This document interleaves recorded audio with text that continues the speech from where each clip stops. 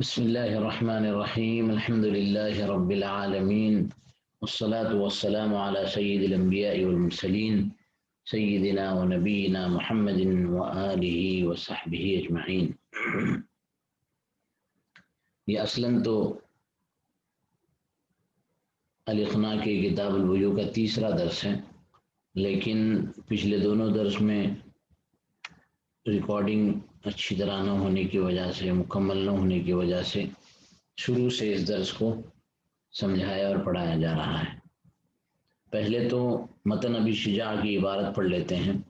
متن ابی شجاع کے سلسلے میں تفصیلات انشاءاللہ مستقل ایک درس میں بیان کی جائے گی۔ متن ابی شجاع کی عبارت ہے البیوع ثلاثۃ اشیاء، بیوع کی تین قسمیں ہیں۔ بیع عین مشاہدۃ فجائز، کہ کسی آنکھوں سے دیکھے جانے والی چیز کی بیع کرنا یہ جائز ہے۔ وبیع شیء موصوف فی الذمۃ فجائز، دوسری کہا وہ بیع جس کے سلسلے میں شرائط ذمے میں طے کر لیے جائے، یعنی مشتری پیسے دے دے خریدنے والا اور بائع کو کہہ دے بیچنے والے کو کہ 1 مہینے 2 مہینے کے بعد یہ شے ان شرائط کے ساتھ آپ مجھے دے دینا، تو یہ بھی جائز ہے۔ اذا وجدت الصفۃ علی ما وصف به، لیکن شرط کے ساتھ کہ جب وہ صفات جن صفات کا طے کیا گیا ہے وہ تمام صفات انہی شرائط پر پائے جائے جن شرائط پر اس کو طے کیا گیا تھا۔ تیسری بیع بتائی وہ بیع غائبۃ لم تشاہد یا لم تشاہد فلا یجوز، ایسی چیز کی بیع جس کو دیکھا نہ جا سکے تو یہ جائز نہیں ہے۔ اس کے بعد مزید اور بھی تفصیلات سارے ذکر کریں گے۔ یعنی چوتھی بیع انہوں نے ذکر کی ہے بیع المنافع، یعنی اجارے کے سلسلے کی جو بیع ہوتی ہے، کرائے پر کوئی چیز دینا، وہ بھی جائز ہے۔ تو یہ تو بات ہو گئی کتنی چیزوں کی بیع جائز ہے، بیع کی قسمیں کتنی ہیں۔ فی زمانہ بیع کی بہت ساری اور بھی قسمیں آ چکی ہیں، اور ان تمام قسموں پر اہل علم و فضل کا، علماء کی ذمہ داری ہے کہ ان قسموں پر تفصیلی مطالعہ رکھیں اور اس کی جانکاری کے ساتھ لوگوں کی اس پر رہبری اور رہنمائی کریں۔ تو یہ تو بیع کی قسمیں ہو گئی۔ دوسرا کہ مبیع کیسی ہونی چاہیے، مبیع کے اوصاف کیا ہونے چاہیے، مبیع کے شرائط کیا ہونے چاہیے، تو وہ ذکر کر رہے ہیں وَيَصِحُّ بَيْعُ كُلِّ طَاهِرٍ، کہ ہر پاکیزہ چیز کا بیچنا جائز ہے، صحیح ہے۔ ہر پاکیزہ چیز کا، تو ناپاک چیز کا بیچنا صحیح نہیں ہے، اس کی تفصیلات آئے گی۔ منتفع بھی، وہ چیز نفع دینے والی ہو، غیر نافع چیز کا بیچنا جائز نہیں ہے۔ مملوک، ملکیت میں ہو، ایسی چیز جو ملکیت میں نہیں ہے اس کو بیچا نہیں جا سکتا۔ اب اس کا جو مفہوم مخالف ہے اس کو ذکر کر رہے ہیں۔ فلا یصح بیع عین نجسۃ، کہ عین نجس شیء کا، جو چیز نجس ہے، عین نجس ہے یعنی وہ ناپاک ہے اور اس کے پاک کرنے کی بھی کوئی گنجائش نہیں ہے، ایسی چیز کا بیچنا صحیح نہیں ہے۔ ولا بیع ما لا منفعۃ فیہ، اور نہ ہی ایسی چیز کا بیچنا جائز ہے جس میں کوئی منفعت نہیں ہے۔ تو یہ پوری کی پوری عبارت ہو گئی ہے آپ کے متن ابی شجاع کی۔ اب ہم اقناع کی عبارت کو پڑھتے ہیں اور سمجھتے ہیں۔ دیکھیے کتاب البیوع وغیرہ من انواع المعاملات، فرمایا کہ یہ باب، یہ پوری کتاب جس کی پچھلے مرتبہ ہم نے اس کی ایک کیا کہتے ہیں ایک پیپر بھی آپ کو آپ کے واٹس ایپ گروپ پر بھیجا ہے کہ یہ کتاب البیوع وغیرہ، پورے کتاب البیوع کے اندر تقریباً 26 ابواب مصنف نے لائے ہیں، اور کسی کے 5 صفحے، کسی کے 6 صفحے، کسی کے 8 صفحے۔ انشاءاللہ ہم کوشش کریں گے کہ اس طرح 26 یعنی ریکارڈنگز کے اندر یہ سارے کے سارے ابواب آ جائیں۔ بہرحال یہ پہلا باب ہے کتاب البیوع، بیع سے متعلق، اور یہ پورا چونکہ کتاب البیوع وغیرہ من انواع المعاملات، اور بھی معاملات اس میں آئیں گے، ہبہ ہے اور خیار ہے، اور اس طرح سے اور بھی ابواب جو ہے وہ انشاءاللہ اس کے اندر ذکر کیے جائیں گے۔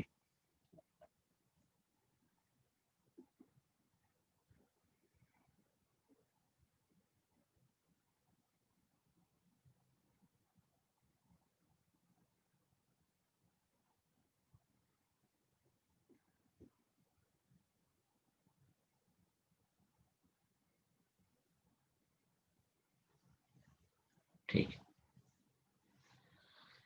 اب یہ جو دوسرے خانے میں جو عبارت ہے وہ اقناع کی عبارت ہے. کتاب البیوع وغیرہ من انواع المعاملات، اور معاملات وغیرہ من انواع المعاملات فرمایا تو اسی کو آگے مثال سے سمجھایا کہ قراض و شرکت، جیسے کہ قراض اور بیع قراض اور شرکت کی قسمیں. تو یہ بھی ایک اعتبار سے بیعی ہے. اب قراض کہتے ہیں مضاربہ کو، کہ ایک شخص کا پیسہ ہو اور ایک شخص کی محنت ہو، اس کی تفصیل آئے گی. شرکت دو لوگ مل کر کام کریں، اب اس کے اندر مختلف قسمیں، شرکت الوجوہ، شرکت العنان، شرکت الابدان، اور آگے فی زماننا جو شرکت المساہمہ وغیرہ بھی ذکر ہیں. تو یہ بتا رہے ہیں کہ اور بھی قسمیں کون کون سی ہے، وہ یہ ہے. وعبر بالبيوع دون البيع المناسب للآية الكريمة في قوله تعالى وأحل الله البيع ولطريق الاختصار نظرا إلى تنوعه وتقسيم أحكامه. پرانی کتابوں کے اندر سمجھنے کے لیے کہاں قومہ ہے اور کہاں فل اسٹاپ ہے، یہ بہت ضروری ہے. اب یہ پوری عبارت میں نے جو پڑھی ہے مکمل ایک عبارت ہے کہ اس کتاب کو کتاب البیوع سے تعبیر کیا، نہ کہ بیع سے تعبیر کیا، جو کہ آیت کریمہ وَأَحَلَّ اللَّهُ الْبَيْعَ کے مناسب تھا. اسی طرح اختصار کے اعتبار سے مناسب تھا کہ بیع لایا جائے، بیوع نہ لایا جائے، لیکن مصنف نے بیوع کے ساتھ ذکر کیا، بیوع کے ساتھ تعبیر بیان کی گئی. یا عبر بالبیوع، بیوع کے ساتھ مصنف نے اس کو تعبیر کیا ہے نظر الی تنوعی و تقسیم احکامہ، اس کی مختلف قسموں، متنوع اور مختلف قسموں اور ان کے احکامات کی تفصیلات کی بنیاد پر، کہ وہ بہت قسمیں ہیں اس کی اور ان کے احکامات کی تقسیم ہے، اس کی بنیاد پر یہ کتاب البیوع کہا گیا، نہ کہ کتاب البیع کہا گیا. بہرحال آگے فرما رہے فَإِنَّهُ يَتَنَوَّعُ إِلَىٰ أَرْبَعَةِ أَنْوَاعٍ كَمَا سَيَأْتِي، اس کی 4 قسمیں ہیں جیسے کہ عنقریب بیان کی جا رہی ہے. وَأَحْكَامُهُ تَنْقَسِمُ إِلَىٰ صَحِيحٍ وَفَاسِدٍ، اور اس کے احکام بھی منقسم ہوتے ہیں صحیح اور فاسد پر، یعنی کچھ بیع صحیح ہوگی، کچھ بیع فاسد ہوگی. پھر صحیح والصحیح إِلَىٰ لازم وغیر لازم، کہ صحیح میں بھی، عقد صحیح میں بھی کچھ عقد لازم ہوتے ہیں، کچھ عقد غیر لازم ہوتے ہیں. ایک مرتبہ بائع نے اور مشتری نے عقد کر لیا، لازم ہو گیا، اس میں لوٹنے کی گنجائش نہیں ہوتی ہے. بعض صورتوں میں جو ہے لوٹنے کی گنجائش ہوتی ہے، کبھی ایجاب کے بعد بھی معاملہ پورا ہو جاتا ہے. یہ عقد لازم کا معنی یہ ہے کہ لازم ہو گیا یعنی کمپلیٹ ہو گیا، اب اس میں کوئی خیار باقی نہیں رہا. کما یعلم ذلک من کلامی، جیسے کہ مصنف کے کلام سے اس بات کو جانا اور سمجھا جائے گا، یعنی تفصیلات آگے آئے گی. بنیادی طور پر بیوع کیوں تعبیر کیا، پہلے یہ بات بیان کی، اس کے بعد اس کی قسموں کے سلسلے میں بیان کیا، پھر اس کے احکام کی تقسیم صحیح اور فاسد، اور پھر صحیح لازم اور غیر لازم کی طرف اس کی تفصیل آئے گی. اب آگے والبیع لغتاً مقابلۃ شیء بشیء. اب لغوی اور اصطلاحی تعریف جیسے عام طور پر متقدمین فقہا کا انداز ہوتا ہے کہ پہلے اس کی لغوی اور اصطلاحی تعریف بیان کی جاتی ہے. تو فرمایا کہ بیع کے لغوی معنی کسی شے کو کسی شے کے مقابلے میں رکھنا، یہ لغوی معنی ہے. جیسے شاعر کہتا ہے ما بعتکم مہجتی الا بوصلکم ولا اسلمها الا یدا بید، کہ میں تم کو اپنی روح ہرگز نہیں بیچوں گا مگر تمہارے وصل ہی کے بعد، یعنی تمہارے ملاقات ہی کے بعد میں تم کو اپنی روح دے سکوں گا. اور ولا اسلمها، اور میں اس روح کو تمہارے سپرد نہیں کروں گا الا یدا بید، مگر یہ کہ ہاتھوں ہاتھ. تو یہ شعراء کا اپنا کلام ہوتا ہے، اس کے اپنے جو ہے انداز ہوتے ہیں. اس میں یہ جو توجہ دینے کا مقام ہے،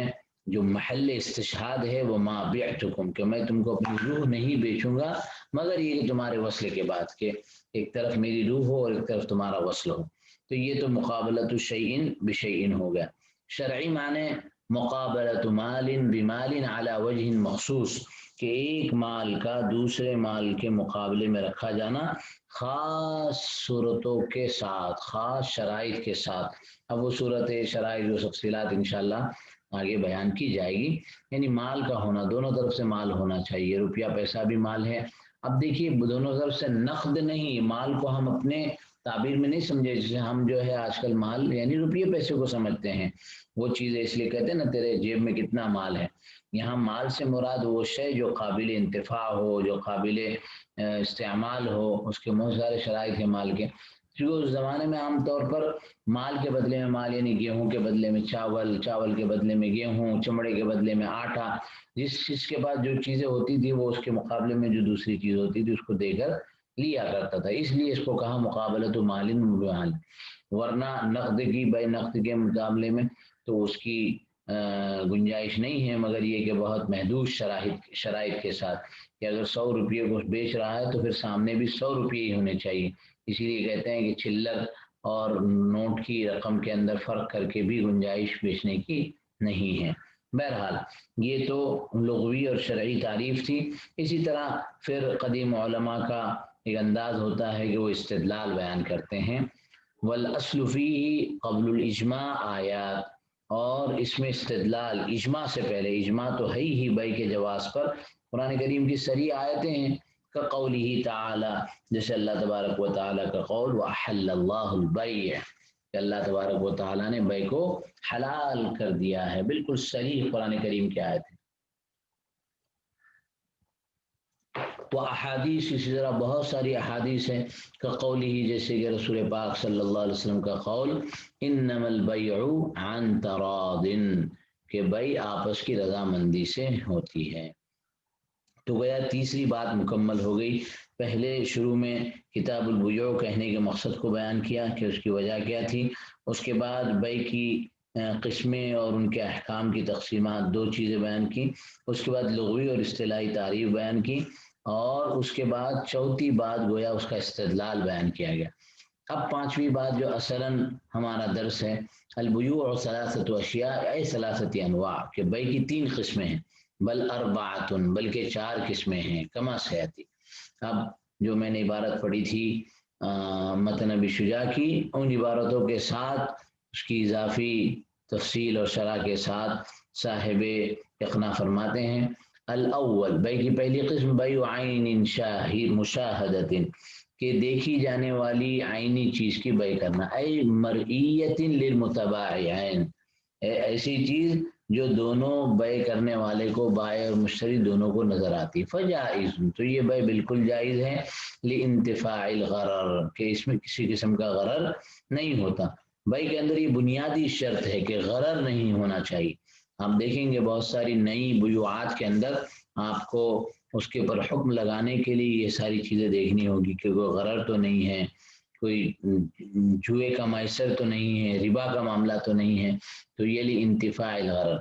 فجائز، تو یہ بیع بالکل جائز ہے۔ دوسری بیع والثانی بیع شیء یصح السلم فیہ، ایسی چیز کی بیع کرنا جس چیز کے اندر سلم صحیح اور درست ہوتا ہے، یعنی ہر چیز کے اندر سلم، بیع سلم مستقل ایک باب آئے گا کہ بیع سلم کسے کہتے ہیں۔ اب اس میں بیع عام بیع جو پہلی قسم ذکر کی گئی، اس میں وہ چیز دے دی، وہ چیز نظر آتی ہے، اس نے دے دی، دوسرے نے خرید لی، پیسے دے دیے، معاملہ ختم ہوگا۔ بیع سلم یہ ہوتی ہے کہ بائع مشتری سے کہتا ہے کہ میرے پاس ایسی ایسی چیز ہے، مشتری کہتا ہے ٹھیک ہے کتنے دنوں میں دو گے، مثلا یہ کہ مجھے 100 درجن آم چاہیے، تو مشتری نے کہہ دیا کہ بھائی اتنے وزن کے ہونے چاہیے، اس علاقے کے ہونے چاہیے، اتنے بڑے ہونے چاہیے تقریباً، اور اس کے اوصاف بیان کر دیے گئے اور اس تاریخ کو آپ کو پہنچانا ہے، بائع اس کے لیے راضی ہو گیا، مشتری نے پیسے دے دیا، تو یہ بیع سلم کہلاتا ہے۔ ایسی بہت ساری چیزیں ہیں۔ سلم کے ساتھ ساتھ ایک چیز آتی ہے استثناء کی۔ اب استثناء کہتے ہیں کہ کارخانے کے اندر جو آرڈر دیے جاتے ہیں کہ بھائی مجھے اس طرح کا کپڑا چاہیے، مجھے اس طرح کے چشمے چاہیے، مجھے اس طرح کی انگوٹیاں چاہیے، اب وہ کارخانے میں بن کر تیار ہوتی ہے اور 15 دن مہینے کے بعد وہ پہنچا دی جاتی ہے، تو یہ استثناء کہلاتا ہے، جو مصنع کے اندر، جو کارخانے کے اندر بنتی ہے۔ اور بیع سلم وہ چیزیں جو عام طور پر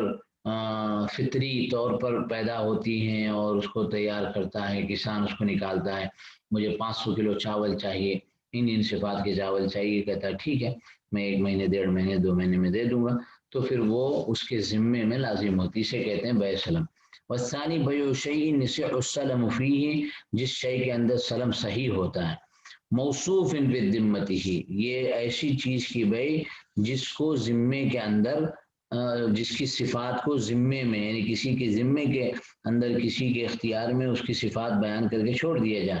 باللفظ السلم، اس بیع کو لفظ سلم کے ساتھ کیا جائے گا، فجائز، تو یہ بیع بھی جائز ہے۔ اذا وجدت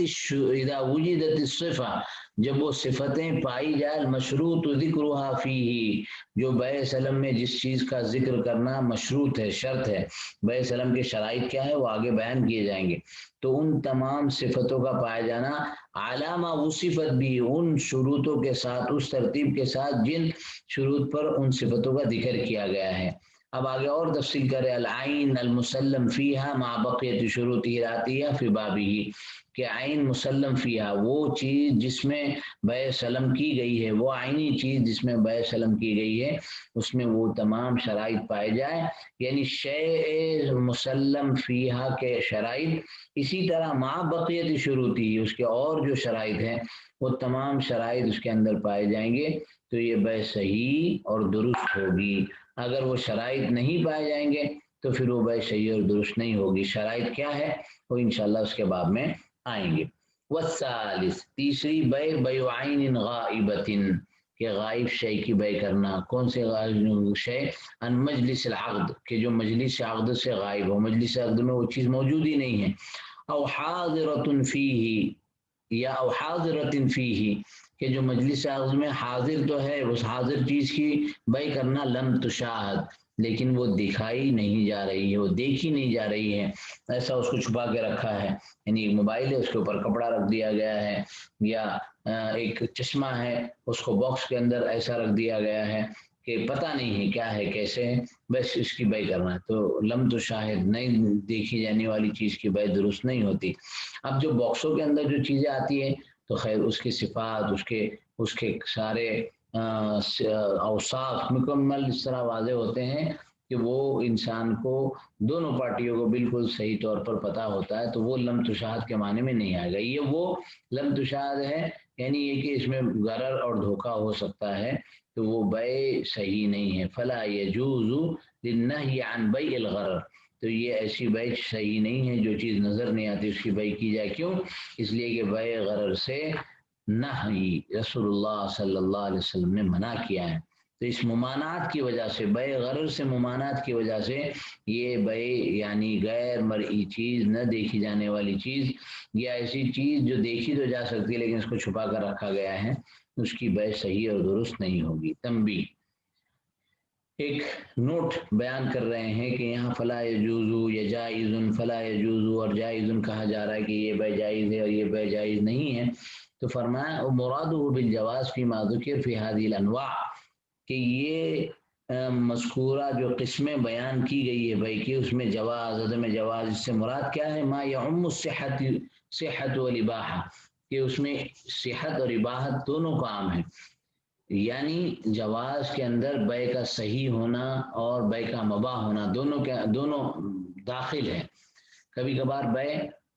مباح ہو سکتی ہے لیکن مکمل نہیں ہوئی، صحیح نہیں ہوئی، کبھی وہ بیع صحیح مباح بھی نہیں ہو سکتی، تو یہ دونوں چیزیں اس کے اندر داخل ہوگی۔ اذ تعاطی العقود الفاسدہ حرام، اس لیے کہ عقد فاسد کا لین دین بھی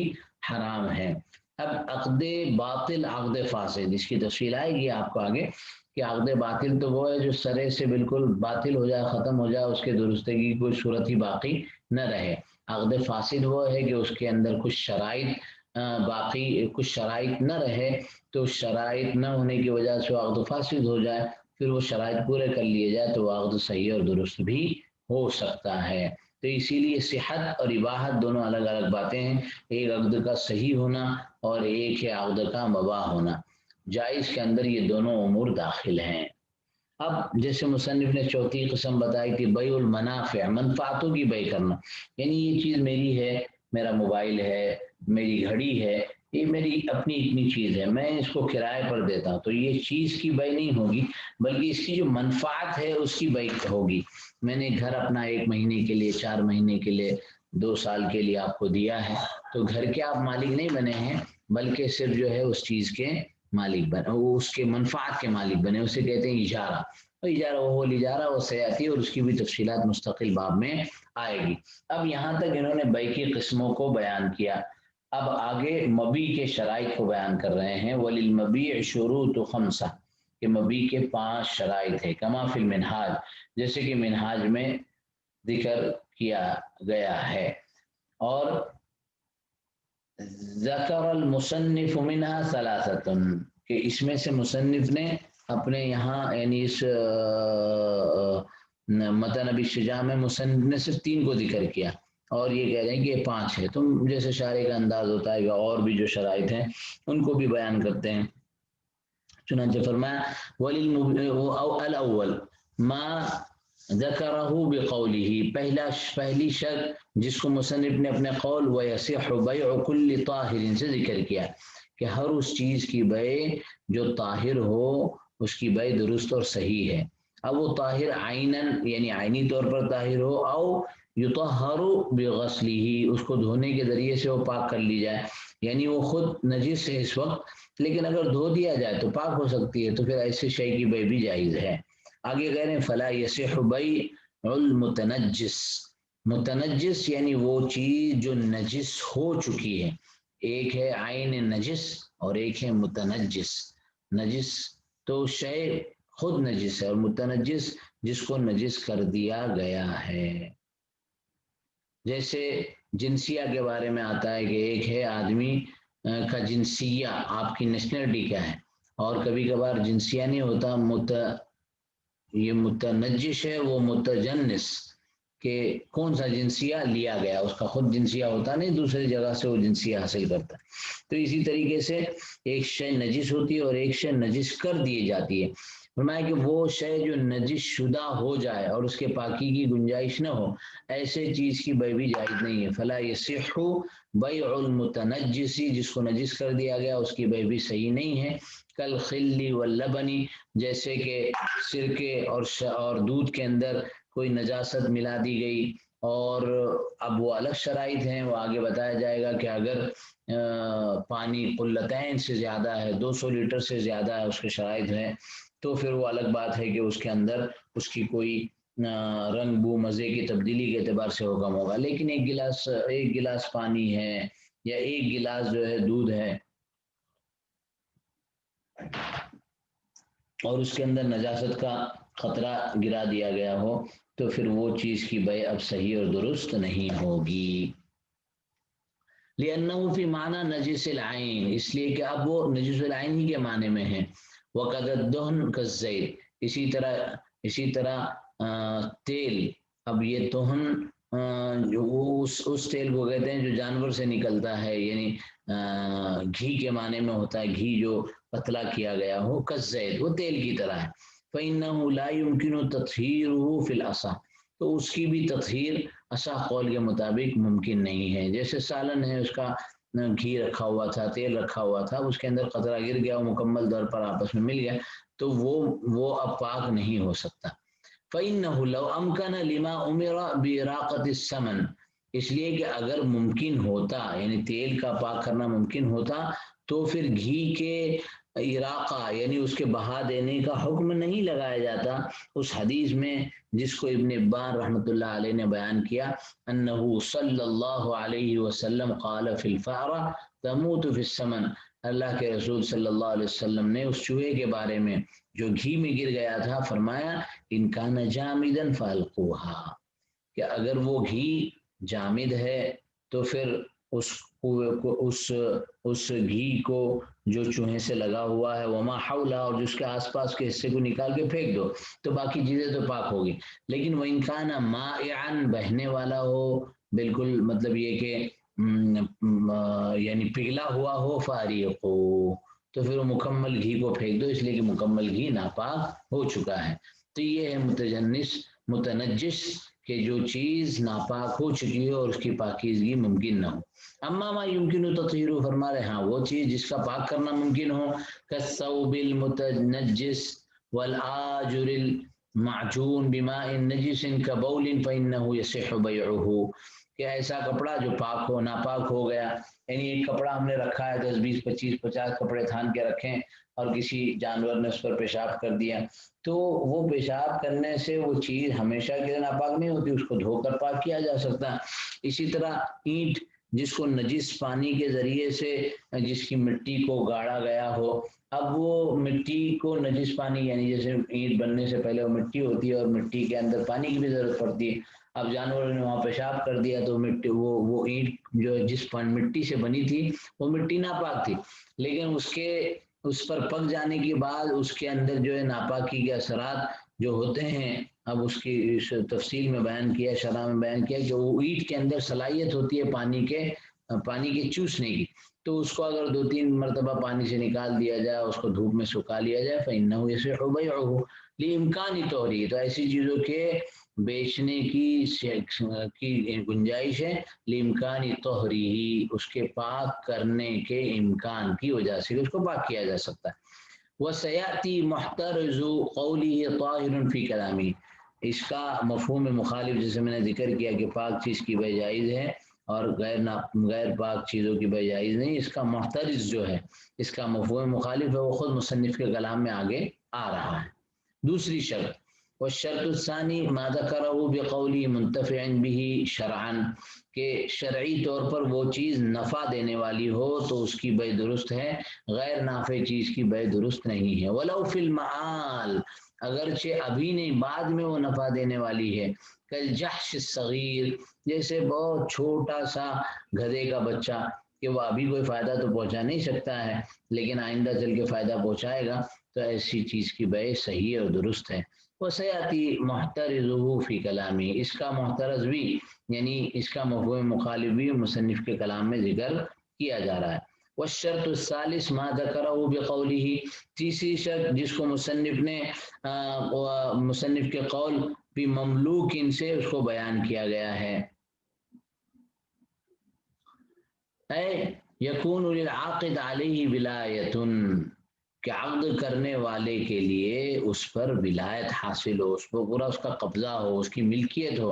کوئی چیز میری ملکیت میں نہیں ہے میں اس کو نہیں بیچ سکتا، ملکیت میں ہونا ضروری ہے۔ فلا یسع عقد فضولی، عقد فضولی صحیح نہیں ہے، عقد فضولی کہ جس کا انسان مالک بھی نہیں ہے، نہ کسی مالک نے اس کو وکیل بنایا ہے اور نہ وہ اس کے اوپر کسی قسم کی ولایت رکھتا ہے، تو ایسے عقد فضولی کسی اور کی چیز کو لے کر خود بیچ دے، اس کی گنجائش نہیں ہے۔ وَإِنْ أَجَازَهُ الْمَالِكُ، اگرچہ مالک نے اس کو اجازت دی ہو، صرف اجازت سے نہیں، مالک نے اگر اس کو وکیل بنایا ہو، اس کو اختیار دیا ہو، الگ مسئلہ ہے، اس کی تفصیلات بھی آگے آئے گی، یہاں صرف مالک کی اجازت سے عقد فضولی کی صحت درست نہیں ہوگی، کیوں؟ لعدم ولایتہ علی المعقود علیہ، شیء معقود علیہ پر اس شخص کی ولایت نہ ہونے کی وجہ سے، وہ والی نہیں ہے، وہ اس کا خود مالک نہیں ہے، وہ اس کو اختیارات نہیں دیے گئے، مالک کی طرف سے اختیارات کا دیا جانا الگ چیز ہے اور اجازت کا دیا جانا الگ چیز ہے، دونوں کی تفصیلات تفصیلی مسائل میں بیان کی جاتی ہے۔ وَيَصِحُّ بَيْعُ مَالِ غَيْرِهِ ظَاهِرًا إِنْ بَانَ بَعْدَ الْبَيْعِ أَنَّهُ لَهُ، ہاں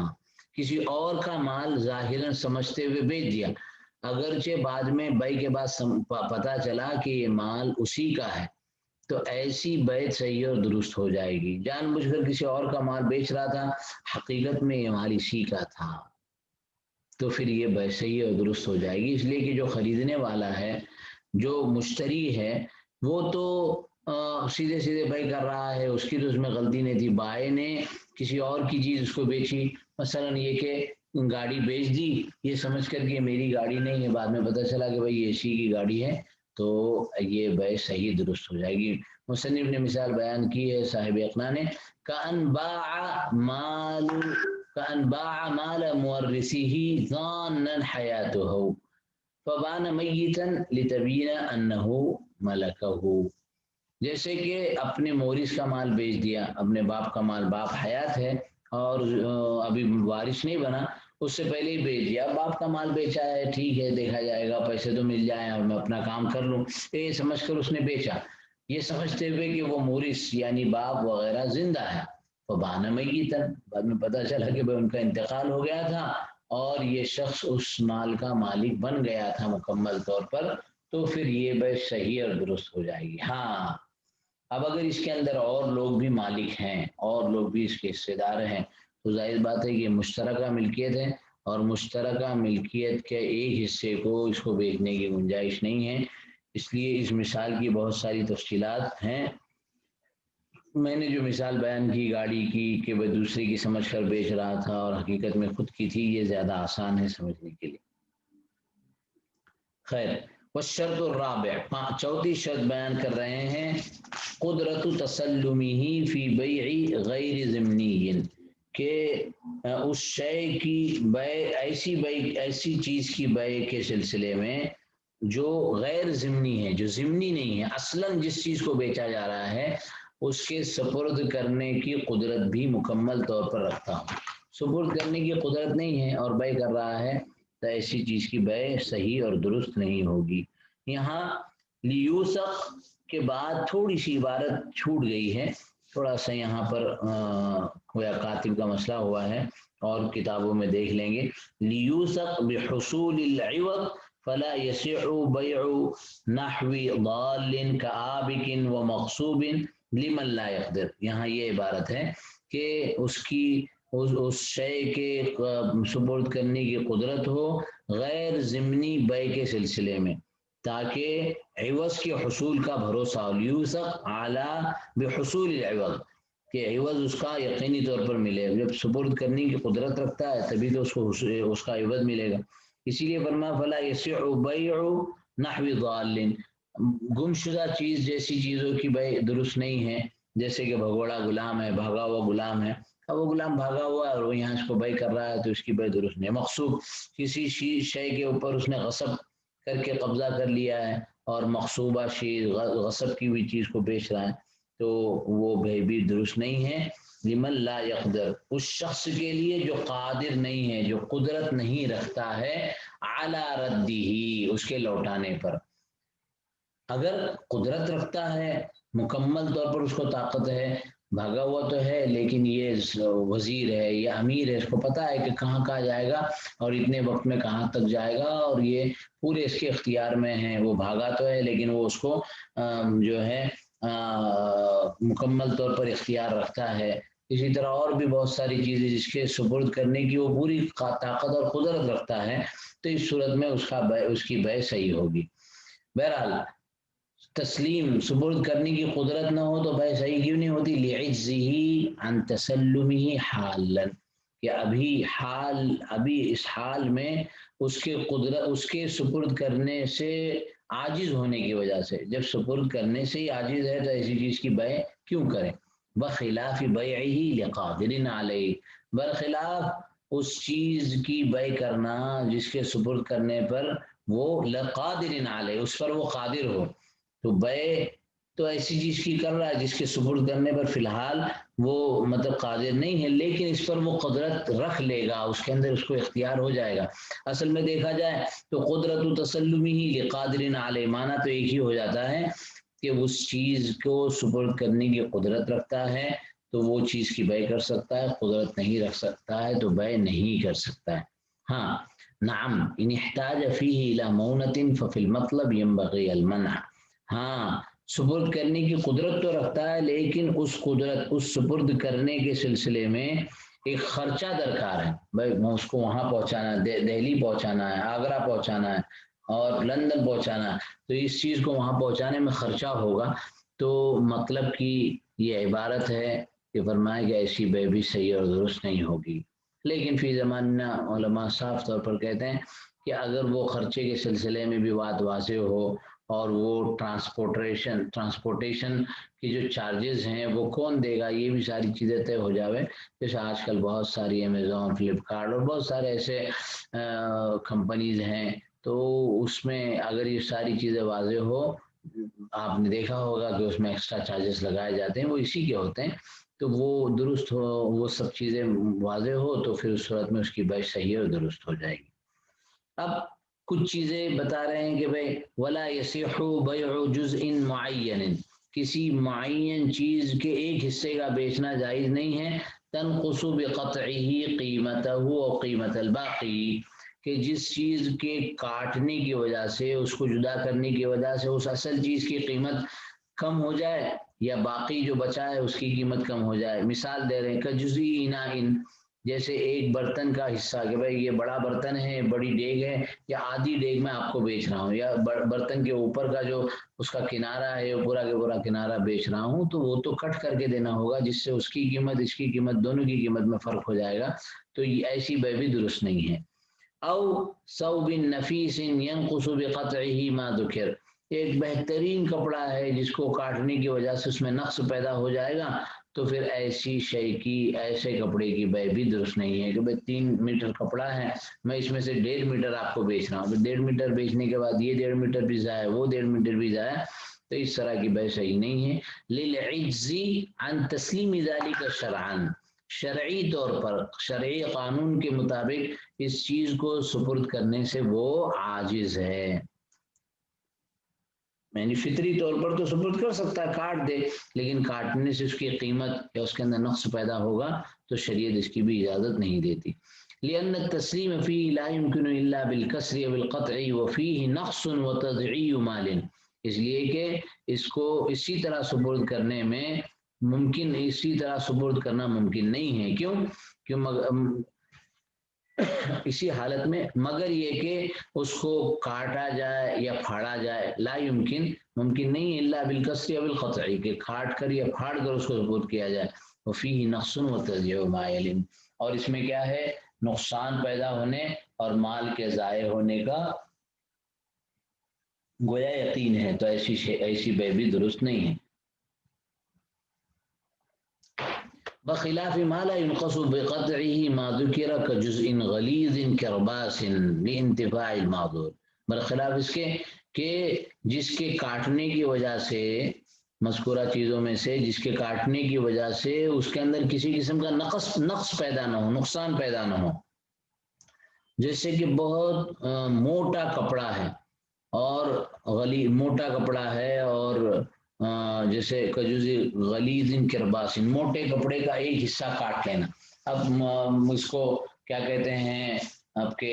شروحات میں لکھا ہے کہ بھائی موٹا کپڑا، اس کا ایک چھوٹا سا حصہ کاٹ لیا، وہ کیوں کاٹا؟ تاکہ شہد کو چھاننے کے لیے، ہمارے زمانے میں چائے کو چھاننے کے لیے، تو یہ چھوٹا سا کپڑا تو کٹا ہے، جیسے رومال کے لیے کپڑا ہے، آج کل کورونا کی وجہ سے رومال ہے تو اتنا کپڑا باندھ دیا کہ جس سے رومال بنا سکتے ہیں، تو اب ظاہر ہے کہ یہ منفعت ہے اور اس طرح کا استعمال بھی ہوتا ہے، موٹا کپڑا اور چھوٹا سا ہو تو استعمال بھی ہوتا ہے۔ کرتا پیجامہ بہت موٹے کپڑے کا تھوڑا سا حصے سے نہیں بنایا جاتا، لیکن تھوڑا سا استعمال اس طرح ہوتا ہے، برتن کو، گرم برتنوں کو اٹھانے کرنے کے اندر کپڑا استعمال ہوتا ہے، تو اس طرح سے کپڑے کو کاٹ کر اس کے اندر نقص پیدا نہ ہوتا ہو تو پھر اس صورت میں اس کی بے صحیح ہوگی، لانتفاع المحظور، اس لیے کہ محظور جس سے روکا گیا تھا وہ منتفی ہو گیا، وہ ختم ہو گیا، تو ایسی شے کی بے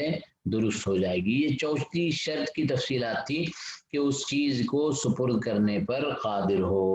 اب 5ویں شرط کے اندر تھوڑی سی تفصیل بیان کی ہے،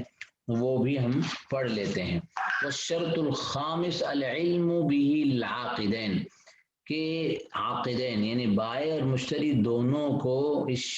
مبیع کا علم ہونا چاہیے، مبیع کی شرائط بیان کرے نا، تو مبیع کا علم ہونا چاہیے، بائع کو پتہ نہیں ہے کہ کون سی چیز بیچنا ہے، مشتری کو پتہ نہیں کون سی چیز خریدنا ہے، تو اس طرح کی بے صحیح اور درست نہیں ہوگی۔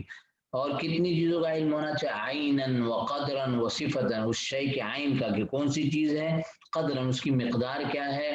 اور صفۃً اس کے اوصاف کیا ہے، یہ تمام چیزوں کا علم ہونا چاہیے۔ علی ما یاتی بیانہ،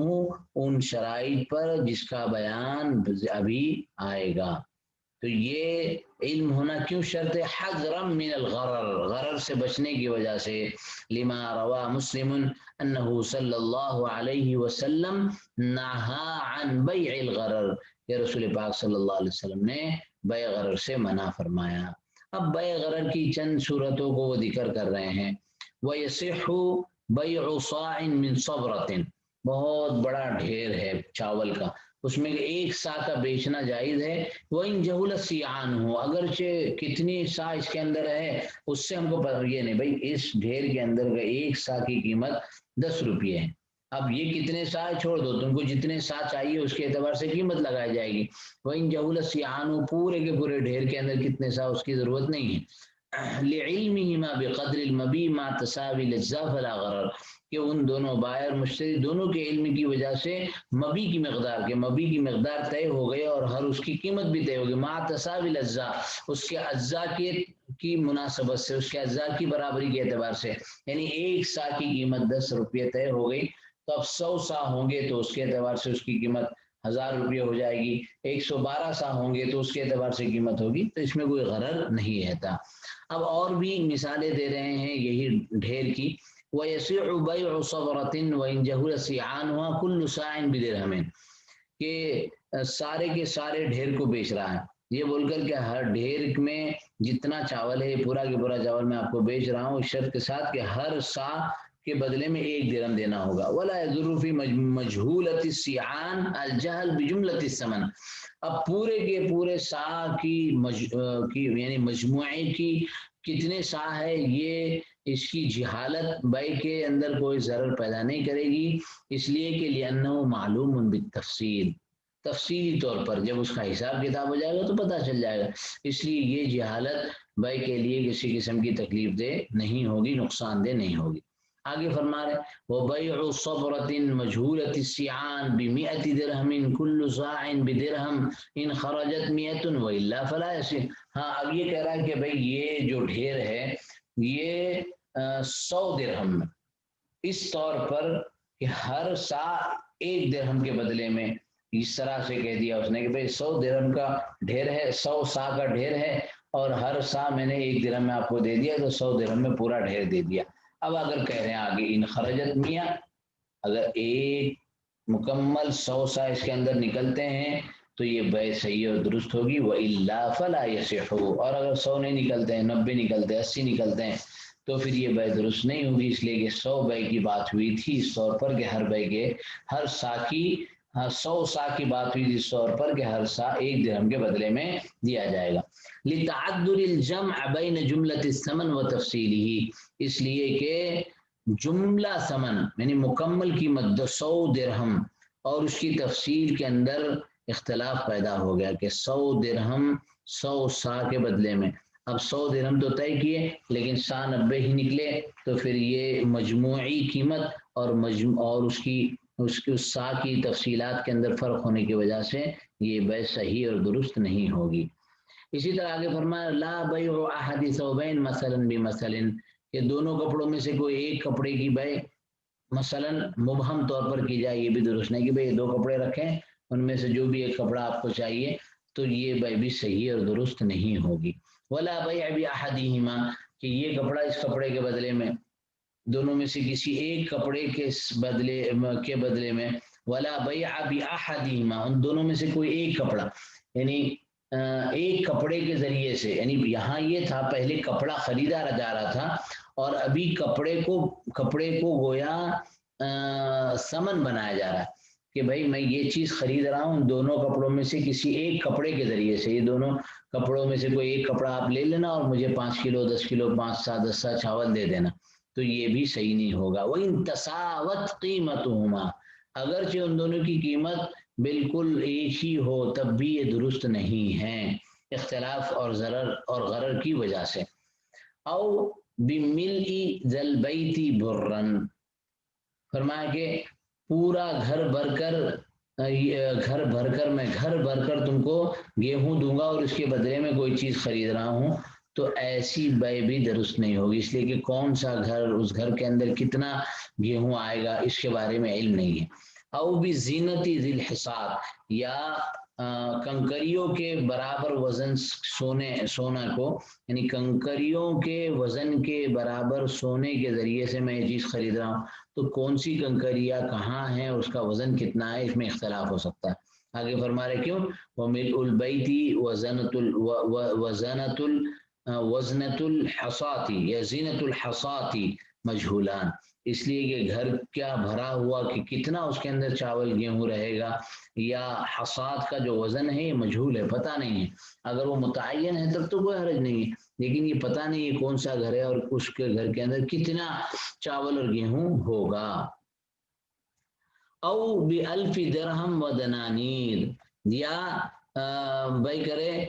1000 درہم اور دینار کے ذریعے سے، یعنی بولے میں ٹھیک ہے 1000 درہم اور 1000 دینار تم کو دے دوں گا۔ اب 1000 دینار 1000 درہم دونوں 1000 دیں گے، یا